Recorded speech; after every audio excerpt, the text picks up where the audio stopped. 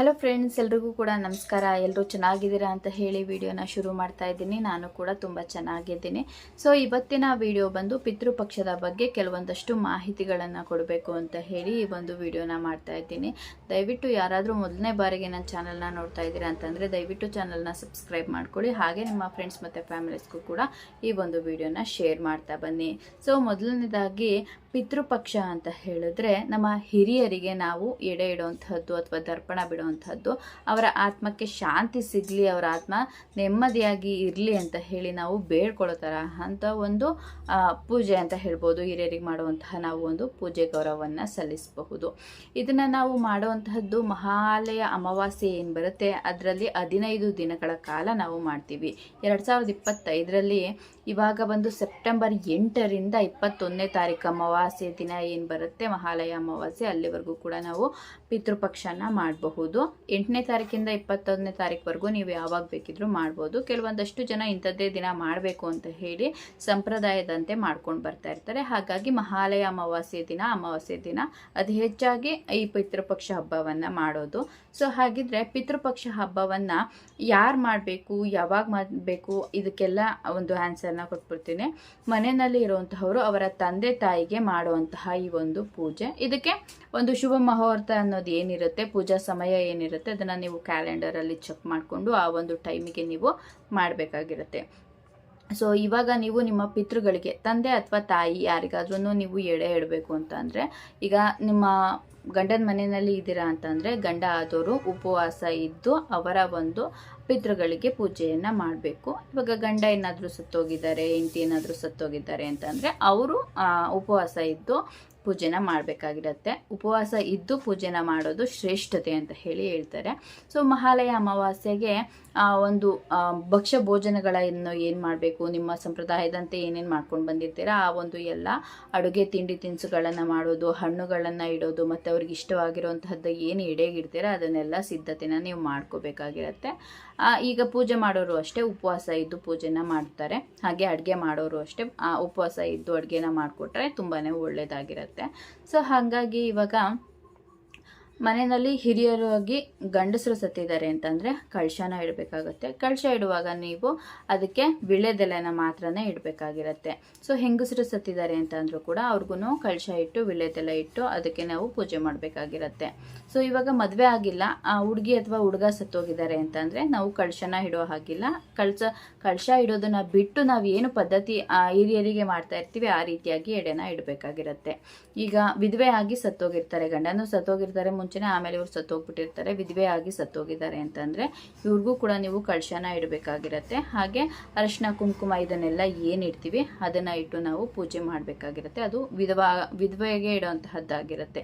ಮುತ್ತೈದೆಗೆ ಇಡೋದಾದರೂ ಅಷ್ಟೇ, ಮುತ್ತೈದೆ ಸಾವನ್ನ ಆಗಿರ್ತಾರೆ ಅಂತಂದರೆ ಅವರಿಗೆ ಒಂದು ವಿಳ್ಯದೆಲೆನ ಇಟ್ಟು ಎಲೆನ ಇಟ್ಟು ಅರಿಶಿನ ಕುಂಕುಮ ಹೂವು ಬಳೆ ಇದನ್ನೆಲ್ಲ ಇಟ್ಟು ನಾವು ಪೂಜೆ ಮಾಡಬೇಕಾಗಿರುತ್ತೆ. ಸೊ ಅದಕ್ಕೂ ಇದಕ್ಕೂ ವ್ಯತ್ಯಾಸ ಏನೂ ಇರೋದಿಲ್ಲ, ಹೆಸರಿಗೆ ಅಷ್ಟೇ ನಾವು ಬದಲಾವಣೆಯನ್ನು ನಾವು ಹೇಳಬಹುದಾಗಿರುತ್ತೆ. ಕಳಶ ಎಲ್ಲನೂ ಇಡ್ತೀವಿ, ಕಳಶಕ್ಕೆ ತೆಂಗಿನಕಾಯಿ ಇಡೋ ಹಾಗಿಲ್ಲ, ವಿಳೆದೆಲೆನ ಇಡಬೇಕು.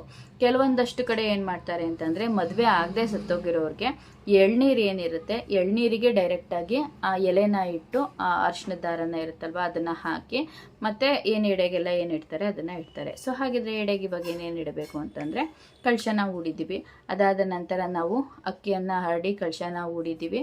ಅದ್ರ ಮೇಲೆ ಅವರಿಗೆ ತಂದಿರುವಂತಹ ಬಟ್ಟೆ ಬರೆ ಸೀರೆ ಇದನ್ನೆಲ್ಲ ನಾವು ಇಟ್ಟು ಅದಕ್ಕೆ ಸ್ವಲ್ಪ ಅರಿಶಿನ ಕುಂಕುಮವನ್ನು ಅರ್ಪಿಸಿ ಆಮೇಲೆ ನಾವು ಸಿಹಿ ತಿನಿಸುಗಳಾಗಿರಬಹುದು, ಮಾಡಿರುವಂತಹ ಭಕ್ಷ್ಯ ಭೋಜನಗಳಾಗಿರಬಹುದು, ಮತ್ತು ಬಟ್ಟೆಗಳನ್ನ ಇಟ್ಟಿರ್ತೀವಿ, ಹೂವು ಹಣ್ಣು ಎಲೆ ಅಡಿಕೆ ಇದನ್ನೆಲ್ಲ ಇಟ್ಟು ಧೂಪಗಳು ಗಂಧದ ಕಡ್ಡಿ ಇದನ್ನೆಲ್ಲ ಇಟ್ಟು ನಾವು ಪೂಜೆಯನ್ನು ಮಾಡಬೇಕಾಗಿರುತ್ತೆ. ಈ ರೀತಿಯಾಗಿ ನಾವು ಪಕ್ಷದಲ್ಲಿ ಎಡೆಯನ್ನು ಇಡ್ತೀವಿ. ಇದನ್ನು ಬಿಟ್ಟು ನೀವು ದರ್ಪಣನ ಬಿಡ್ತೀರಾ ಅಂತಂದರೆ ಇವಾಗ ಎಲ್ಲರೂ ಹೇಳ್ತಾರೆ ದರ್ಪಣನ ಬಿಟ್ರೇ ಮಾತ್ರನೇ ಶ್ರೇಷ್ಠತೆ, ಅವರ ಒಂದು ಆತ್ಮಕ್ಕೆ ಶಾಂತಿ ಮುಕ್ತಿ ಸಿಗೋದು ಅಂತ ಹೇಳಿ.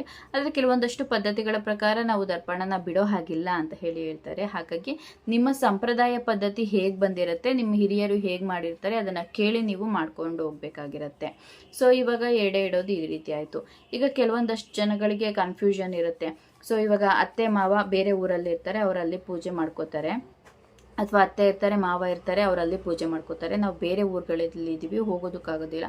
ನಮ್ಮಂಥವ್ರು ಏನು ಮಾಡಬೇಕು ಅಂತ ಹೇಳಿದ್ರೆ, ನೀವು ಕೂಡ ನಿಮ್ಮ ಮನೆಯಲ್ಲಿ ನೀವು ಏನು ಮಾಡ್ತಾರೆ ಭಕ್ಷ್ಯ ಭೋಜನಗಳು, ಪೂಜೆ ಪುನಸ್ಕಾರಗಳದನ್ನೆಲ್ಲ ನೋಡ್ಕೊಂಡಿರ್ತೀರ, ಕೇಳಿರ್ತೀರ, ತಿಳ್ಕೊಂಡಿರ್ತೀರ. ನೀವು ಕೂಡ ನಿಮ್ಮ ಹಿರಿಯರಿಗೆ, ತಂದೆ ಅಥವಾ ತಾಯಿಗೆ ನೀವು ಪೂಜೆಯನ್ನು ಮಾಡಬೇಕಾಗಿರುತ್ತೆ. ಆತ್ಮಕ್ಕೆ ತೃಪ್ತಿಯನ್ನು ಕೊಡಬೇಕಾಗಿರುತ್ತೆ. ಅವ್ರ ಮನಸ್ಸಿಗೆ ನೆಮ್ಮದಿ ಸಿಗಬೇಕು ಅಂತಂದರೆ ನಿಮ್ಮಿಂದ ಅವ್ರಿಗೆ ಪೂಜೆ ಆಗಬೇಕಾಗಿರುತ್ತೆ. ಸೊ ಹಾಗಾಗಿ ನೀವು ಕೂಡ ಪೂಜೆಯನ್ನು ನೀವು ಎಲ್ಲಿ ಇರ್ತೀರೋ ಅಲ್ಲಿಂದನೇ ಕೂಡ ಮಾಡಬಹುದಾಗಿರುತ್ತೆ. ಸೊ ಇದಾದ ನಂತರ ಪೂಜೆ ಎಲ್ಲ ಮುಗಿಯುತ್ತೆ. ಇವಾಗ ಇದನ್ನೆಲ್ಲ ಏನು ಮಾಡಬೇಕು ಅಂತಂದರೆ, ಇದನ್ನು ದಾನ ಮಾಡಬಹುದು, ಹಸುಗಳಿಗೆ ಕೊಡಬಹುದು. ಮತ್ತು ನಾವು ಇಟ್ಟಿರುವಂತಹ ಬಟ್ಟೆಗಳಾಗಿರ್ಬೋದು, ಈಗೆಲ್ಲ ಬಟ್ಟೆಗಳನ್ನ ಮನೆಯವರೇನೆ ಉಪಯೋಗಿಸ್ಕೋತಾರೆ. ಅದರಲ್ಲಿ ನಾವು ಎಡೆ ಇಟ್ಟಿರೋದ್ರಲ್ಲಿ ನಾವು ಕೆಲವೊಂದಷ್ಟನ್ನು ನಾವು ದಾನವಾಗಿ ಕೊಡಬೇಕಾಗಿರುತ್ತೆ. ಸೊ ಹಸುಗಳಿಗಾಗಿರಬಹುದು, ಕಾಗೆಗೆ ಸ್ವಲ್ಪ ಇಡೋದಾಗಿರ್ಬೋದು, ಈ ರೀತಿಯಾಗಿ ನಾವು ದಾನವನ್ನು ಮಾಡಬೇಕಾಗಿರುತ್ತೆ. ಪಿತೃಪಕ್ಷವನ್ನು ಮಾಡಿಲ್ಲ ಅಂತಂದರೆ ತುಂಬ ದೊಡ್ಡ ಸಮಸ್ಯೆಗಳನ್ನು ಅನುಭವಿಸ್ಬೇಕಾಗಿರುತ್ತೆ. ಮನೆಯಲ್ಲಿ ನಾವು ಎಷ್ಟೇ ದುಡಿದ್ರೂ ಕೂಡ ಅದು ನಮ್ಮ ಕೈಯಲ್ಲಿ ನಿಲ್ಲೋದಿಲ್ಲ. ನಾವು ಎಷ್ಟೇ ಕೆಲಸಗಳನ್ನ ಮಾಡಿದ್ರೂ ನಮಗೆ ಏಳ್ಗೆ ಸಿಗೋದಿಲ್ಲ. ಒಂದು ಒಳ್ಳೆ ಕೆಲಸಗಳು ಮನೆಯಲ್ಲಿ ನಡೆಯೋದಿಲ್ಲ.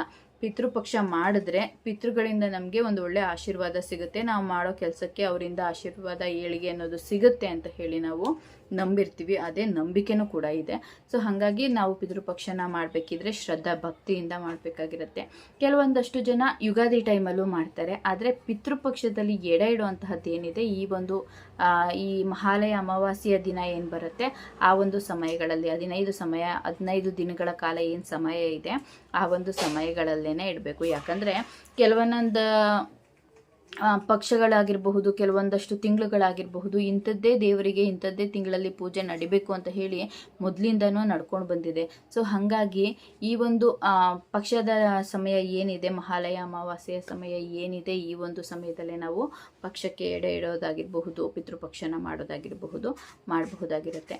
ಸೊ ಇದಕ್ಕೆ ಒಂದು ಪುರಾಣ ಕಥೆನೂ ಕೂಡ ಇದೆ. ಧರ್ಮದತ್ತ ಅಂತ ಹೇಳಿ ಒಬ್ಬ ಋಷಿಮುನಿ ರಾಜ ಒಬ್ಬ ಇರ್ತಾನೆ. ಸೊ ಅವನೇನು ಮಾಡ್ತಾನೆ, ಮದುವೆ ಆಗಿರೋದಿಲ್ಲ. ಅವನಿಗೆ ಈ ಬ್ರಹ್ಮಚರ್ಯ, ಸನ್ಯಾಸಿ ಆಗಬೇಕು, ಋಷಿ ಆಗಬೇಕು ಅನ್ನೋ ಒಂದು ಕಾತುರತೆಯಿಂದ ಅವನಿರುವಂತಹ ಎಲ್ಲ ಒಂದು ಸಂಸಾರ, ಅಣ್ಣ ತಮ್ಮ ಅಕ್ಕ ತಂಗಿ ಇವರನ್ನೆಲ್ಲ ಬಿಟ್ಬಿಟ್ಟು ಅವನು ಕಾಡು ದೇಶಾಂತರಗಳನ್ನೆಲ್ಲ ಅಲ್ಕೊಂಡು ಅವನ ಪಾಡಿಗೆ ಅವನು ಸನ್ಯಾಸಿಯಾಗಿ ಇರ್ತಾನೆ. ಸೊ ಇದರಿಂದ ಅವರ ಪಿತೃಗಳು ಏನಿರ್ತಾರೆ, ಸತ್ತೋಗಿರೋರು ಹಿರಿಯಕರು ಏನಿರ್ತಾರೆ, ಅವರಿಗೆ ಆತ್ಮಕ್ಕೆ ನೆಮ್ಮದಿ ಸಿಗೋದಿಲ್ಲ. ಯಾಕಂದರೆ ಅವನು ಪೂಜೆನೂ ಮಾಡ್ತಾ ಇಲ್ಲ. ಸೊ ಈಗ ಅವನು ಪೂಜೆ ಮಾಡಬೇಕು, ಅವ್ರಿಗೆ ಪೂಜೆ ಮಾಡೋದನ್ನು ಬಿಟ್ಟಿದ್ದಾರೆ. ಹಾಗಿದ್ರೆ ಅವನ ಒಂದು ಸಂಸಾರ ಏನಿದೆ, ಅವನ ಒಂದು ಸಂತತಿ ಏನಿದೆ ಅದು ಮುಂದುವರಿಯೋದಿಲ್ಲ. ಹಾಗಾಗಿ ನಮಗೆ ಏಳಿಗೆ ಸಿಗೋದಿಲ್ಲ ಅಂತ ಹೇಳಿ ಅವರು ಆ ಧರ್ಮದತ್ತರ ಋಷಿ ಮುನಿ ಏನಿರ್ತಾರೆ ಅವರಿಗೆ ಕಾಣಿಸ್ಕೊಂಡು ಹೇಳ್ತಾರೆ, ನೀನು ಈ ರೀತಿ ಮದುವೆ ಆಗಿಲ್ಲ ಅಂತಂದರೆ ನಮಗೆ ನಮ್ಮ ಒಂದು ಆತ್ಮಕ್ಕೆ ಶಾಂತಿ ಸಿಗೋದಿಲ್ಲ, ಮುಕ್ತಿನೂ ಸಿಗೋದಿಲ್ಲ, ಇದರಿಂದ ನಿನಗೂ ಒಳ್ಳೇದಾಗೋದಿಲ್ಲ. ಹಿರಿಕರಿಂದ ಅಂದರೆ ಪುರಾಣಗಳಲ್ಲಿ ಹೇಳಿದೆ, ಒಬ್ಬ ಪುರುಷ ಮದುವೆ ಆಗಲೇಬೇಕು ಅಂತ ಹೇಳಿ ಅವರು ನೇಮ ಇದೆ ಅಂತ ಹೇಳಿ ಹೇಳ್ತಾರೆ. ಹಾಗಾಗಿ ಅವರು ಪೂಜೆ ಪುನಸ್ಕಾರಗಳಿಂದ ಕೂಡ ನಿಮಗೆ ಮುಕ್ತಿಯನ್ನು ಕೊಡಿಸ್ಬೋದು ಅಂತ ಹೇಳಿ ಮನವೊಲಿಸೋದಕ್ಕೆ ಪ್ರಯತ್ನ ಪಡ್ತಾರೆ. ಆದರೆ ಅವರು ಮನ ಒಲಿಯೋದಿಲ್ಲ. ನೀನೇನೇ ಮಾಡಿದ್ರು ಕೂಡ ನಿನ್ನ ಕೆಲಸಗಳಲ್ಲಿ ಏಳಿಗೆ ಆಗಬೇಕು ಅಂತಂದರೆ ನೀನು ಮದುವೆ ಆಗಿ ಒಂದು ಮಗುನ ಮಾಡಿಕೊಂಡು ಆ ನಂತರ ನಮಗೆ ಪಕ್ಷದಲ್ಲಿ ಪೂಜೆಗಳನ್ನ ಮಾಡಬೇಕು, ಆಗಲೇ ನಿನಗೆ ಏಳಿಗೆ ಸಿಗೋದು ಅಂತ ಹೇಳ್ತಾರೆ. ಹಾಗಾಗಿ ಅವ್ರ ಮನಸ್ಸಲ್ಲೂ ಕೂಡ ತುಂಬಾ ಯೋಚನೆ ಬರುತ್ತೆ. ಸೊ ನನಗೀಗಾಗಲೇ ಅರ್ಧ ವಯಸ್ಸಾಗೋಗಿದೆ, ಈಗ ನನಗೆ ಯಾರು ಹೆಣ್ಣು ಕೊಡ್ತಾರೆ ಅಂತ ಹೇಳಿ ತುಂಬಾ ಯೋಚನೆ ಮಾಡ್ತಾ ಇರ್ತಾನೆ. ಅಷ್ಟರಲ್ಲಿ ಅವ್ರ ಪಿತೃಗಳೇನಿರ್ತಾರೆ ಕಾಣಿಸ್ಕೊಂಡಿರ್ತಾರೆ, ಅವರು ಮಾಯ ಆಗಿಬಿಡ್ತಾರೆ. ಅವನು ಭಗವಾನ್ ಶ್ರೀ ಮಹಾವಿಷ್ಣುನ ಬೇಡ್ಕೋತಾನೆ. ಒಂದು 50, 60, 100 ವರ್ಷಗಳ ಕಾಲ ತಪಸ್ಸನ್ನು ಮಾಡಿ ಅವ್ರನ್ನ ಕೇಳ್ಕೊತಾನೆ. ಮಹಾವಿಷ್ಣು ಕೂಡ ಪ್ರತ್ಯಕ್ಷ ಆಗಿ ಕೇಳಿದಾಗ, ನಿನ್ಗೇನು ಬರಬೇಕು ಕೇಳು ಧರ್ಮದತ್ತ ಅಂತ ಹೇಳಿ ಕೇಳಿದಾಗ, ನನಗೆ ಈ ರೀತಿಯಾಗಿ ಪಿತೃಗಳು ನನಗೆ ಮಾತನ್ನು ಕೇಳಿದ್ದಾರೆ, ನಾನು ಮದುವೆ ಆಗಿ ಮಗುನ ಮಾಡ್ಕೋಬೇಕು, ಆದರೆ ಈಗ ನನಗೆ ತುಂಬ ವಯಸ್ಸಾಗಿದೆ, ನನಗೆ ಯಾವುದೇ ರೀತಿಯ ಹೆಣ್ಣು ಸಿಗ್ತಾ ಇಲ್ವಲ್ಲ ಅಂತ ಹೇಳಿ ಕೇಳ್ತಾ ಇರ್ತಾರೆ. ಆಗ ನೀನು ಮಾಡಿರೋಂತಹ ಪೂಜೆಗೆ ನಿನ್ನ ಪಿತೃಗಳನ್ನ ಮುಕ್ತಿ ಕೊಡಿಸೋದಕ್ಕೆ, ಅವರ ಆತ್ಮಕ್ಕೆ ಶಾಂತಿ ಸಿಗೋದಕ್ಕೆ ನಾನು ಇಲ್ಲೇ ನಿನಗೆ ಒಂದು ಹೆಣ್ಣು ಸಿಗೋ ಥರ ಮಾಡ್ತೀನಿ ಅಂತ ಹೇಳಿ ಅಲ್ಲಿಂದ ಮಾಯ ಆಗ್ತಾನೆ. ಸರಿ ಆಯಿತು ಅಂತ ಹೇಳ್ಬಿಟ್ಟು ಅವ್ರು ಹೇಳ್ತಾರೆ, ನಿಮ್ಮ ಪಿತೃಗಳಿಗೆ ಪೂಜೆ ಮಾಡು, ಅವರ ಆಶೀರ್ವಾದ ಇತ್ತು ಅಂದರೆ ನಿನಗೆ ಹೆಣ್ಣು ಸಿಗುತ್ತೆ ಅಂತ ಹೇಳಿ ಮಹಾವಿಷ್ಣು ಹೇಳ್ತಾನೆ. ಹಾಗಾಗಿ ಅವರು ಆ ನದಿ ತೀರದಲ್ಲಿ ಕೂತ್ಕೊಂಡು ಪೂಜೆ ಮಾಡಿ ಅವ್ರ ಪಿತೃಗಳಿಗೆಲ್ಲ ಸಂತೋಷ ಆಗೋ ಥರ ಮಾಡ್ತಾರೆ. ಆಗ ಅದೇ ನೀರಲ್ಲಿ ಒಬ್ಬಳು ಒಂದು ತುಂಬ ಸುರದ್ರೂಪಿ ಆಗಿರುವಂತಹ ದೇವತೆ ಕಾಣಿಸ್ಕೋತಾಳೆ. ನಾನು ಇವಾಗಲೇ ಮದುವೆ ಆಗಿ ನನಗೆ ಒಬ್ಬಳು ಮಗಳು ಇದ್ದಾಳೆ, ಅವಳನ್ನ ನಾನು ನಿನಗೆ ಹೆಂಡತಿಯಾಗಿ ಮಾಡ್ಕೊಡ್ತೀನಿ, ನಿನಗೆ ಒಬ್ಬ ಮಗ ಕೂಡ ಹುಟ್ಟುತ್ತಾನೆ ಅಂತ ಹೇಳಿ ಅಲ್ಲಿಂದ ಮಾಯ ಆಗ್ತಾಳೆ. ಹಾಗೆ ಅವಳ ಮಗಳನ್ನ ಇವರಿಗೆ ಮದುವೆ ಮಾಡಿ ಕೊಡ್ತಾರೆ. ಆನಂತರ ಇವರಿಗೆ ಒಂದು ಮಗು ಕೂಡ ಆಗುತ್ತೆ. ನಂತರ ಇವರು ಪಿತೃಪಕ್ಷದ ಸಮಯದಲ್ಲಿ ಪೂಜೆಯನ್ನು ಮಾಡ್ತಾರೆ. ಅವರ ತಂದೆ ತಾಯಿಗಳೇನಿರ್ತಾರೆ ಅಂದರೆ ಅವರ ಪಿತೃಗಳು ಸತ್ತೋಗಿರ್ತಾರಲ್ಲ ಅವರ ಆತ್ಮಕ್ಕೂ ಕೂಡ ಶಾಂತಿ ಸಿಗುತ್ತೆ.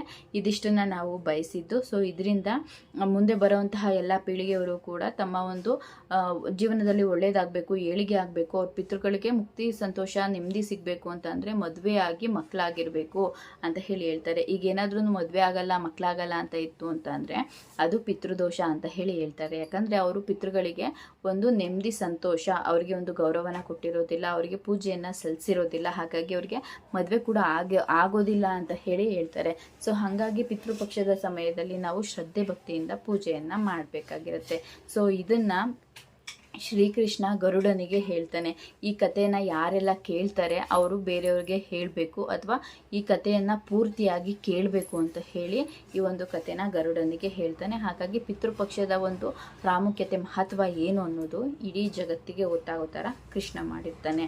ಸೊ ಇದಾದ ನಂತರ ನಾವು ಪಿತೃಪಕ್ಷನ ಮಾಡ್ತೀವಿ. ಕೆಲವೊಂದಷ್ಟು ಜನ ಮನೆಯಲ್ಲಿ ಈ ರೀತಿ ಮಾಡ್ದೇನೆ ದರ್ಪಣವನ್ನು ಬಿಡ್ತಾರೆ. ದರ್ಪಣ ಬಿಡುವಂತಹವರು ಗಯಾ ಆಗಿರ್ಬೋದು, ಕಾಶಿ ಆಗಿರ್ಬೋದು, ಕೆಲವೊಂದಷ್ಟು ದೇವಸ್ಥಾನಗಳಲ್ಲಾಗಿರಬಹುದು ಅಥವಾ ಪುರೋಹಿತರನ್ನ ಮನೆಗೆ ಕರೆಸಿ ಈ ಪಿತೃಪಕ್ಷವನ್ನು ಮಾಡೋದು ಕೂಡ ಇರುತ್ತೆ. ಸೊ ಆ ರೀತಿಯಾಗಾದರೂ ಮಾಡಬಹುದು. ಇಲ್ಲ ಅಂತಂದರೆ ನೀವು ಮನೆಯಲ್ಲೇ ನಾವು ಮಾಡ್ತೀವಿ ಅಂತಂದರೆ ನಾವು ಕೂಡ ಹೀಗೆ ನಮ್ಮ ಒಂದು ಪದ್ಧತಿ ಸಂಪ್ರದಾಯ ಏನಿರುತ್ತೆ ಆ ರೀತಿಯಾಗಿ ನಾವು ಮಾಡ್ಕೊಂಡು ಹೋಗ್ಬೇಕಾಗತ್ತೆ.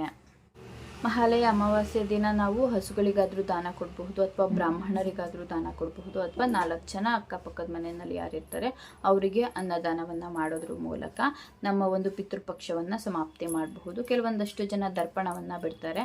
ಅವರು ಇರೋರಿಗೆ ದಾನ ಮಾಡೋದಕ್ಕಿಂತ ಇಲ್ಲದೆ ಇರೋರಿಗೆ ದಾನ ಮಾಡಿದ್ರೆ ಒಳ್ಳೆಯದು ಅಂತ ಹೇಳ್ತಾರೆ. ಹಾಗಾಗಿ ಕೆಲವೊಂದಷ್ಟು ಜನ ಈ ಅನಾಥಾಶ್ರಮಗಳೇನಿರ್ತಾರೆ, ದೇವರ ಮಕ್ಕಳು ಅಂತ ಏನಿರ್ತಾರೆ ಅವರಿಗೆಲ್ಲ ಅನ್ನದಾನನ ಮಾಡ್ತಾರೆ. ಅದು ಕೂಡ ಒಳ್ಳೆಯದಾಗತ್ತೆ.